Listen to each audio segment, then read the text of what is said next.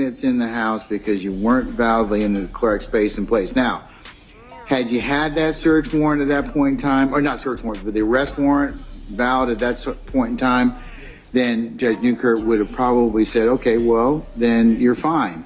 But that wasn't, that, you know, these particular scenarios have to be ruled upon in terms of what the judge has at that point in time. So, if you look at that, even if I accept, you know, which I have, I've admitted, you know, states 1, 2, and 3, you still have to return the man's property. He's asked for it to be returned. He hasn't had it returned pursuant to 17-5-30, because I can't go back and unring the bell in terms of Judge Newkirk's. You're not saying Judge Newkirk's ruling was erroneous, are you? I'm saying that Judge Newkirk's finding was that we had not presented a certified copy of the arrest warrant, which is not the same as that there was an unlawful search and seizure. It's just that the state had not tendered. On 3 April 2017, that's exactly what he was doing. Okay, so you're asking me at this point in time to say, hey, Judge, we can correct that. On December the 15th of 2022, you've introduced states 1, 2, and 3 certified copies of the arrest warrant, the return of search warrant and inventory, and the affidavit for search warrant. And that's why I'm telling you, assuming that that is now corrected, the problem that you still would have is the return of property under 17-5-30, because you took the marijuana and the other pieces of evidence from Mr. Williams' home. I don't think the law distinguishes between that. So you would have had to return that. You still would have to return the property to him.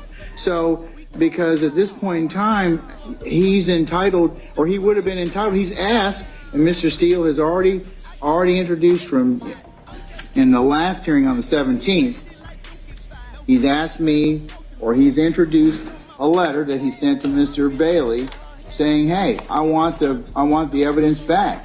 Your Honor, but the court did not rule that the state had to return that evidence, number one. There was no ruling as to that. I disagree. I disagree with you. I disagree. By implication, Judge Newkirk had to have considered the fruit of the poisonous tree. Mr. Steele asked him to do that.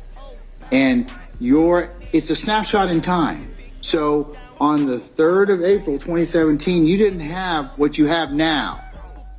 And so you're asking me to correct something that is arguably, you know, I mean, can I do that? I mean, and even if I can, that still runs afoul of 17-5-30. You still would have had to return Mr. Williams' property, and then Mr. Steele asked you for the return of that property.